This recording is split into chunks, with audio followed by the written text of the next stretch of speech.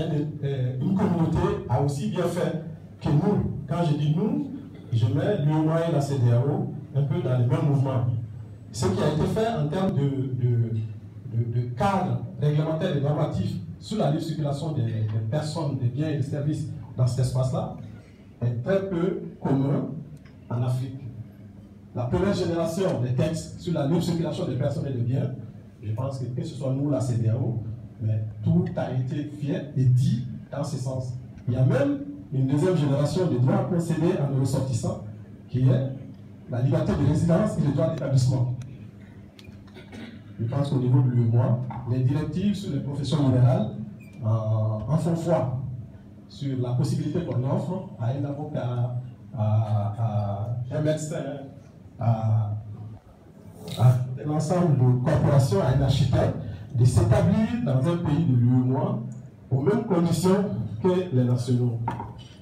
On est même allé peut-être un peu plus loin, parce que moi j'appelle ça une troisième génération de droits dans le cadre de la libre circulation, c'est la directive sur l'égalité de traitement. On ne trouve nulle part, y compris au sein du processus d'intégration avancée comme l'Union européenne. On a quelque chose en commun, c'est peut-être les bourses d'excellence qui correspondent un peu au programme Erasmus en Europe, mais l'égalité de traitement consistant à dire que lorsqu'un étudiant d'un pays de l'Union est dans un autre pays, inscrit dans un établissement d'enseignement supérieur, il est assujetti au même traitement que les étudiants du pays d'accueil. C'est vrai, la mise en œuvre pose quelques problèmes dans un certain nombre de pays, mais il faut se réjouir du fait que ça s'élargit. C'était le cas au Burkina et au Niger aux premières heures.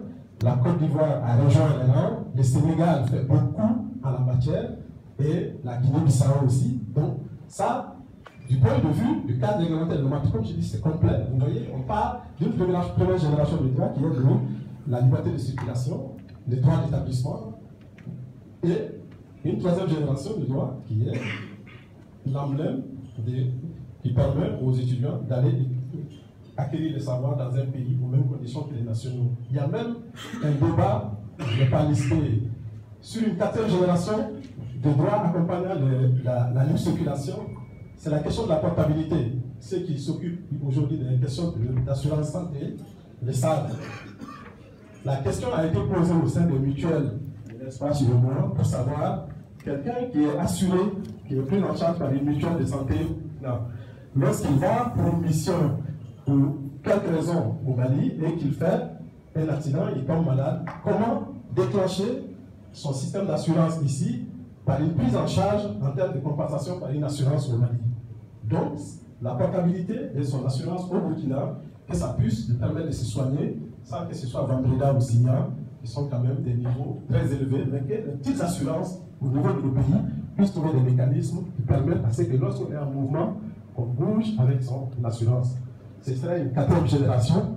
Ça montre combien nous sommes dans une démarche extrêmement volontariste pour l'Afrique de l'Ouest dans le domaine de la libre circulation. Maintenant, pour en revenir au film, j'avais eu la chance de le voir en février 2017, lorsque la projection avait été faite pour le jury.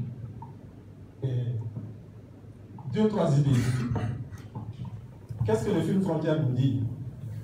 Il nous dit que l'intégration, c'est d'abord et avant tout, on parle beaucoup du marché, mais c'est d'abord une aventure humaine. Je pense que c'est 4 dames qu'on a vues ensemble traverser les frontières et dans des conditions qui ont été assez brillamment décrites par la cinéaste et qui se confrontent les unes aux autres, deviennent des amis, forment des réseaux de solidarité et même couvrent un crime. C'est extrêmement important. Donc, l'intégration, avant d'être autre chose, c'est d'abord une aventure d'hommes et de femmes qui lient leur destin. Et c'est ça le plus important.